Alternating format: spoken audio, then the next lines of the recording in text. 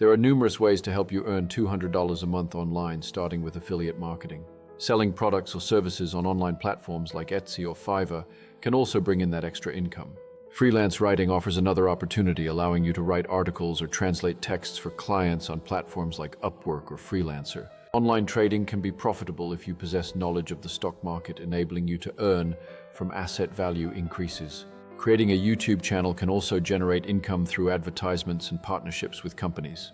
It's important to note that earning online income requires patience, dedication, and continuous learning. Additionally, you must consider the effort and time you will invest to achieve this goal.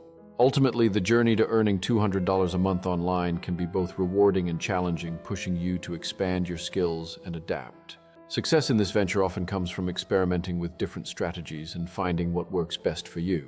Building a supportive network or community can also enhance your chances of success, providing encouragement and sharing valuable insights. Lastly, maintaining a positive mindset throughout your journey is crucial, as it will help you overcome challenges and setbacks.